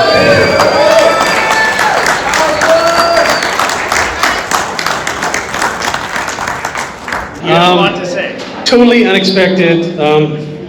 It was a lot of fun in Laughlin, and it's going to put some more drive in me for this year to do some more racing. Thanks for the checker. Chad's done. He wanted us all to know he's done. Let's move forward. Let's talk about awarding the Checker Rookie of the Year. I'll tell you, our young members, new members, rookie members are the future for us. Let's give some recognition to some folks that are doing some good stuff. Let's get Joe David up here to award Rookie of the Year. Now, Joe became a full member in 2011, served as VP in 2020, 21, and 22. He races under the Coke Racing flag and has earned a lot of podium spots and championships. He's currently racing long events as part of the Parker Motorhouse team. Parkhouse team. Come on. Let's bring him up. Come on, Joe. Who knew Rookie of the Year couldn't be a race car driver? Not me. Did you know that? Because I didn't. I'm proud to present the award for many reasons. From the time I've known him, I can tell you he loves his family, enjoys the desert, works hard, helps any way possible, and can be just as irresponsible as his Checker brothers. I have to be honest, when I was asked to speak on behalf of the recipient, I did not know much about his past and what made him into the man he is today. I didn't want to spend the entire time talking about his terrible mullet, so I had to do some digging. I snorted. I couldn't tell you. Hold on. Where am I at here? I don't read that. I tell you, he loves his grandmother, Susan. And he wrestled in high school, receiving a bloody nose, a black eye, and a lost tooth. He also received a perfect score on his Algebra 1 test November 20th, 2015, and graduated from Burroughs High School in 2019. Thank you, Facebook. Since then, he started out going to the off-road races with his father, Keith Jackson, and Keith's girlfriend, Bran Birch. He later moved to Bakersfield to become a CDL truck driver for Birch Construction. I might add, he also failed his first CDL test because he couldn't locate the 65-pound mark on the air brake pressure gauge. On a side note, one time we were camping in Dove Springs, and he tells me after an entire day drinking that he's thinking about driving home. It's like, that's awfully fucking irresponsible of you, Zach. So I made him drink more. I can't imagine what that bill was for cleaning up Brent's trailer. At the off-road races, Zach Jackson has proven himself to be a checker brother and Rookie of the Year as many ways of stepping up, taking snore volunteer checkpoints, checker pits, supports his brothers in pit competitions, and daring to jump into a 12 car with Chad Cummings. First off, who knows what a star wrench is? Anybody? Most everyone in this room? We all know Zach knows now. He spent hours learning what a star wrench was and how to use it, and to help Dustin Gill kick some ass at the Moore Weddle Swingers Ball Pit competition by changing a tire in a minute's time. 60 seconds faster than any other team that could come close after hours of practice. At Ridge of the River this year, Zach was thrown into Chad Cummings' 12 car when no one else had the balls to ride. I'm sure Chad has his own prerequisites of sit there and shut the fuck up. Shortly after Zach expired his first racing accident, I'm not exactly sure what Chad hit until like maybe an hour ago. They told me this big old fucking sand dune thing and... Okay, well, aside from everyone, I've seen this 5 car just like stopped, and he's trying to tell me he was going to catch up to the guy that hit him, and I realized it was Chad. And I was like, no, you're not going to catch that guy. You're fucked. You just got your shit pushed in, and it's over. Anyway, so Zach got to experience that, and then the whole left side of the car got broke off. So I know we went for a wild ride. All jokes aside, Zach has proven himself the 2023 Checker Rookie of the Year award. I've had the honor to see him grow in the past 4 years, not only stepping up where the Checkers have needed him, but also in life. From the time I've met him just outside of Ridgecrest till now, I've seen him excel in the endeavors of working, fucking off, and continuing his journey in life. Here's to many more years of awesome memories and sharing good times. Congratulations, Zach Jackson, on being the 2023 Rookie of the Year. Well, I don't know where Joe got like 99% of that information, but he must have done some stalking. So, thank you guys. I love off-road racing. I love being here. I'm here to learn. I hope to continue to progress and help you guys out in whatever way I can. And I enjoy just every minute of being here. So thank you guys. And yeah, thank you. How about Checker Driver of the Year? That's where we are. Mike McClintock's going to give this award tonight, but he became a full member in 2008 and worked the front table as a secretary from 2017, 18, 19, 20, 21, 22. That's a lot.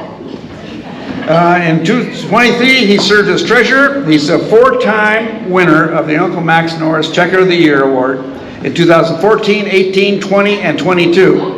Multiple-time Pitter of the Year. He provides radio relay services for the club and assists Moore and PCI with relay services at Lucerne Valley events. And let me say something about Mike McClintock. Putting this thing together starts with the Checkers. And Mike made it so easy for us to pull this together. He's the most organized, forward-thinking, follow-up guy. I trust him.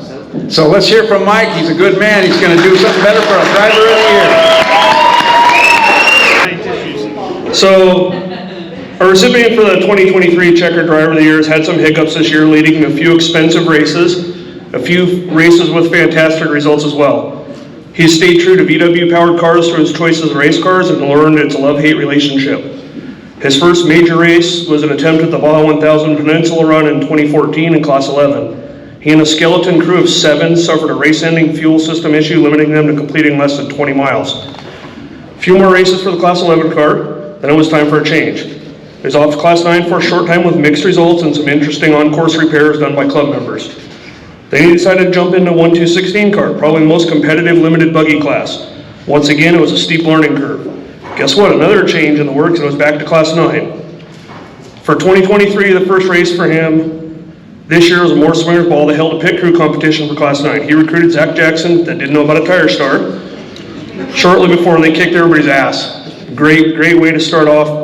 Qualifying for this race turned out in his favor as well, claimed pole position for the start. Race day's 2 heats. First heat, he finished 3rd. Then in the second heat for the class, he took the top spot. After the times were combined, he ended up with a 2nd for the day. Next race didn't end so well. Snore battle at Prim resulted in DNF after a ball joint broke, ended his day early. Then added insult to injury, collected 2 flat tires on the way home on his trailer. Next up was a more event at Glen Helen. Day 1, he led the first 4 laps on time before things went to shit. Then the engine decided it was done, thus ending the weekend. Then December, we're off to Laughlin for the Snore Rage at the River. There's 20 Class 9 cars, with lots of fast guys in those class wanting to claim their share of the money. Day 1, he finished 2nd, about 90 seconds behind the day's winner. A little bit of prep work, a few small adjustments, and it was time to get ready for Day 2. Day 2, he lined up, was able to grab the whole shot, and was slowly making up time he needed to try and claim the win for the weekend. After the driver of the car he needed to beat suffered a slight medical issue, he was able to end the day beating second place car by almost 90 seconds. With the 2 days combined, he claimed the win by just over 2 minutes. Several in this room has helped him accomplish everything this year, as well as having a lot of support from his family. He's done all this while working full-time for CAL FIRE, helping to raise 4 young children, doing his best to make his wife smile, even when she may not be too thrilled with him. I'm certainly honored to present 2023 Checker Driver of the Year to Dustin Gill. So, it's truly an honor to receive this, because as I look out across this floor, I see many drivers that are way more talented, way more skilled, and way faster than myself. I've been hanging around the Checkers for quite some time, and it took me a couple of years just to even state my intent. Not because I wasn't sure if I wanted to be a checker, but just because I wasn't sure if I would ever measure up. So this truly is an honor.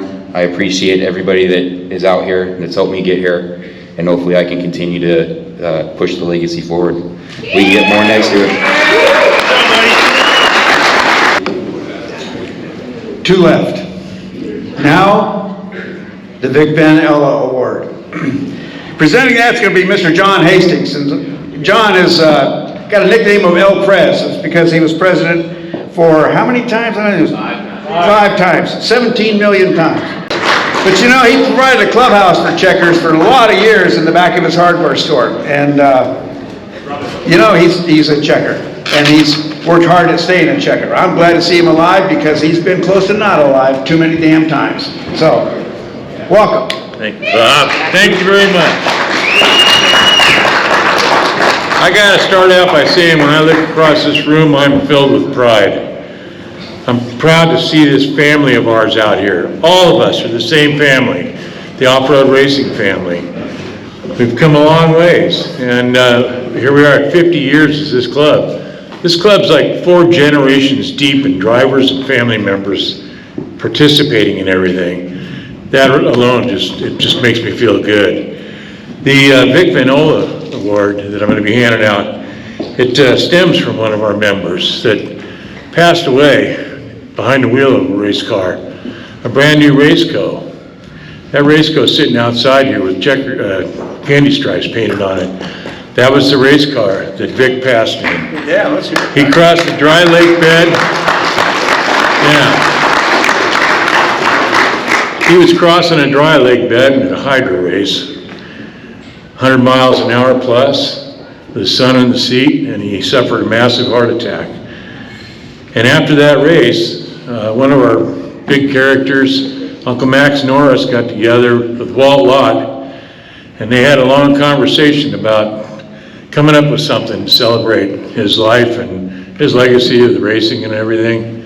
And they came up with the trophy, the Vic Vanilla Trophy, which is to be handed out annually to someone in the sport, some group, someone that has really participated and improved the sport in some way or another.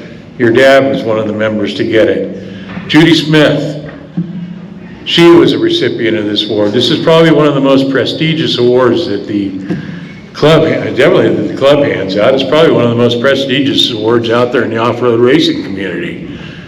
That again also makes me feel proud that I'm here to be the one to hand it out this year. I talk about our family and how much it all means and how big of a family we are, all of us in the same sport. Tonight we're going to give this award to someone close in our family, someone very close, friend of mine, and I got involved with right away when I got into this sport. He became a member of this club in 1981. And from 1981 through all of the 80s, and a good part of the 90s, was our pit coordinator. He's won numerous awards as Pit Captain of the Year, Pitter of the Year. He's won the Uncle Max Trophy as Checker of the Year. He's won special awards for his participation as a checker. And you know, I'm looking at you right now. I am so proud to be able to hand this award out in the name of the Checkers to my friend and my fellow checker brother, Big John Files.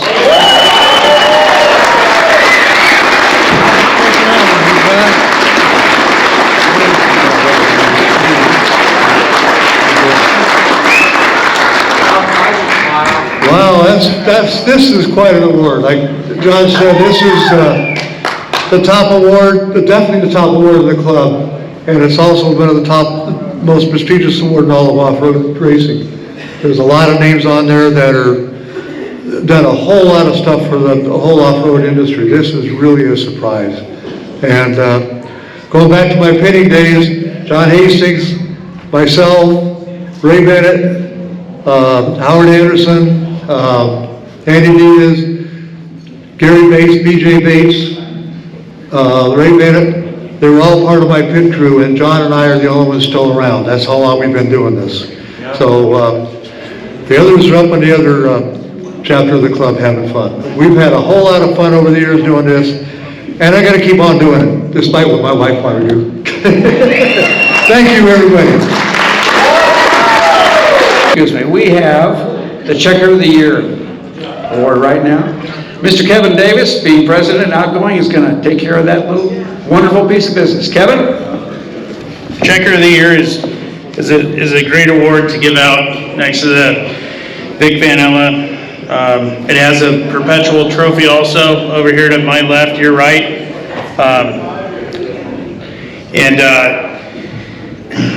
The person that's getting this probably doesn't want it,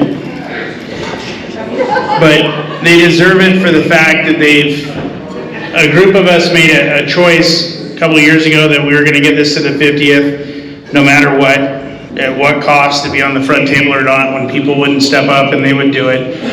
The guy works tirelessly at this and doesn't give up and continues to push us as a group to be the best we can. He answers questions when he shouldn't have to because people don't know who to call, so they call this guy. And he's a much better answer giver than I am because it'd be black and white. He's a linguist and he'll spin it and make you look stupid and you're smiling, so I appreciate that about him. I don't know that we have any other 5-time award winner for this, but we do now, Mike McClintock. My wife has put up with an unbelievable amount of shit for me in the last year. The last several years. A lot of you guys have been a big help. for going for consulting, bouncing ideas off of, you know, Chad, and there was a group of us at the front table that said, we're gonna get it to the 50th. Then this year, a couple of them needed a break, a couple other people, we did some musical positions. This year's been interesting. I appreciate this, thank you guys very much. Hope everybody had a good evening. We're not done yet, Bob's got a little more stuff to do, but thank you guys very much. So well deserved, so well deserved. Well, let's bring Kevin back up, because I think he has some announcement. There was a meeting this week, there was a decision this week. I think Kevin's here to share the results of those decisions. Kevin? Back again. So, all good things must come to an end, and our 2023 board is now done, and we now have our 2024 board, which was voted on at Victorio's, our North Hollywood homestead, as we call it. We kept true to the tradition by having the mandatory meeting and vote there. So without further ado, our 2024 Sergeant at Arms is Sammy David Roos. Come on up. Come on up. Our secretary will be Mr. Martin Gill. Again, returning champion. Our treasurer is our old curmudgeon, Dennis Rogers. Where are you at? We can hear him squeaking. Here he comes. I promise you, some bitch is going to have more money at the end of next year than you did today. I'll tell you that. Listen to the noise when he walks up. Now, the only thing I will say, it's not my money, it's the club's money. I guard it with my life. He does, cheap son of a bitch. Anyways, one thing I do want to bring up, and I always harp on you guys, whether I'm on this side of the deal or that side, is participation, getting up front, being in part of the club, and doing a tour. We got more. Yeah, we got more, sorry. You've got to do a tour up here. You need to experience, you need to be a part of it, and it lets you truly understand and appreciate the history of the club. So on to the next, our vice president will be another returning member of Mr. Steaky Hart.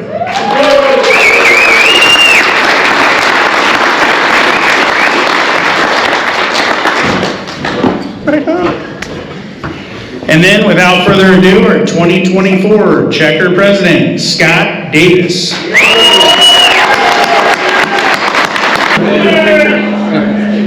Thanks for everybody that came and voted. Just hope to live up to the two presidents that have been there since I joined, Chad and then of course Kevin. We'll try and keep this thing going in the right direction and bring a good 2024. Thank you guys. Well, ladies and gentlemen, Checkers, family and wives and kids and everybody else, let me tell you what a privilege it is for me to be able to be here with you on this occasion. This is a big deal, and Checkers have always been a big deal with me. So I got to thank especially Mr. McClintock, Mr. Davis. And you know, many of you were on the phone with me. Your help to me was amazing. Thank you so much. You gave me so many good things. Our night's almost over, but here's the deal. We have that table full of stuff. You have pockets with tickets in them. You can put them together, because when we're done here, you can all be free to go where you want to go, but if you want to go to the raffle, don't go far. How's that? So thank you very much, Checkers. I'm so glad to be able to do this to you. It's been a great night. We ran a little long. Good night. I love you.